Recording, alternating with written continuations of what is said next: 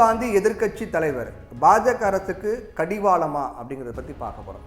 நாடாளுமன்ற மக்களவை எதிர்க்கட்சி தலைவராக ராகுல் காந்தி நியமிக்கப்பட்டிருக்காரு. காங்கிரஸ் கட்சி அதிகாரப்பூர்வமாக இதை அறிவித்திருக்காங்க. இதன் மூலமாக பாஜகவிற்கு பெரும் கடிவாளம் போடப்பட்டிருக்குது அப்படின்னா அது மிகை கிடையாது. போன மக்களவையில் எதிர்க்கட்சி தகுதியை கூட காங்கிரஸ் பெற முடியல. போதிய எண்ணிக்கை இல்லாததால் எதிர்க்கட்சி தகுதியை காங்கிரஸால் பெற முடியல. இதனால் நாடாளுமன்ற நிலைக்குழுக்கள் போன்றவற்றில் எதிர்க்கட்சிகளால் ஆதிக்கம் செலுத்த முடியல. சில நேரங்களில் மசோதாக்களின் மீதான விவாதம் அதை நாடாளுமன்ற நிலைக்குழுவின் பரிசீலனைக்கு அனுப்புவதற்கு வழிவகுக்கும். இந்த குழுவில் எதிர்க்கட்சி உறுப்பினர்களும் இருப்பாங்க. இந்த மாதிரியான விவாதங்களையும் நிலைக்குழு பரிசீலனைகளையும் எதிர்க்கட்சி உறுப்பினர்கள் முன்வைக்கக்கூடிய பரிந்துரைகளை அரசு ஏற்றுக்கிட்டு சில மாற்றங்களை செய்வதற்கு வாய்ப்பு இருக்கு.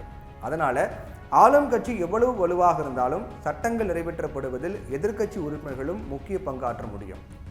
மாற்றங்களை விளைவிக்க முடியாவிட்டாலும் மாற்று கருத்தை பதிவு செய்வதும் முக்கிய கடமை. ஜனநாயகத்துக்கு அது ரொம்ப அவசியம். அதோட தொகுதி மக்களுடைய தேவைகளை விளக்கி சம்பந்தப்பட்ட துறைகளுடைய அமைச்சர்கள்கிட்ட கேள்விகளை எழுப்பி கோரிக்கைகளை முன்வைத்து மக்களுக்கு தேவையானவற்றை வாங்கி தரக்கூடிய பொறுப்பும் மக்களவை உறுப்பினர்களுக்கு இருக்கு. அதுக்கு தொகுதியின் தேவைகளை மக்களின் விருப்பங்களை நல்லா உள்வாங்கி இருக்கணும். அந்த எம்பி, அந்த தொகுதியோட எம்பி அதை விவாதங்களில் அதை முன்வைத்து தொகுதிக்கு நன்மைகளை பெற்றுத்தரக்கூடிய வாதத்திறமையை பெற்றிருக்கணும்.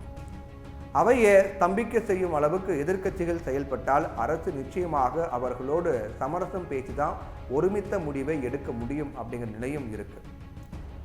இப்போ மக்களவை எதிர்க்கட்சி தலைவராக ராகுல் காந்தியும் மாநிலங்களவை எதிர்க்கட்சி தலைவராக மல்லிகார்ஜுனா கார்கேவும் இருக்கிறதால நிலைக்குழுக்களிலும் தேர்தல் ஆணையர், மனித உரிமை ஆணையர் நியமன விவகாரத்திலையும் முக்கிய பங்கு வகிக்க முடியும் எதிர்க்கட்சிகளால்.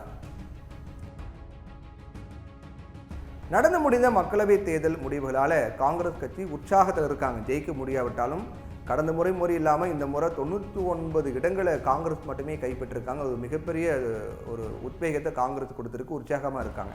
கடந்த 2 நாடாளுமன்ற தேர்தலையும் கிடைத்தது காட்டிலும் கிட்டத்தட்ட 2 மடங்கு தொகுதிகளை இந்த முறை காங்கிரஸ் ஜெயிச்சிருக்கிறதால தெம்பாக இருக்காங்க.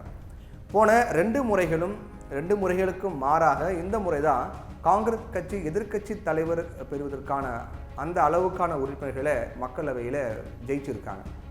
இந்த 18வது மக்களவையில் மோடி அரசுக்கு எதிராக ராகுல் தலைமையில் எதிர்க்கட்சிகள் கடும் நெருக்கடியை கொடுத்து முக்கிய பிரச்சனைகளை கடிவாளமிட முடியும்.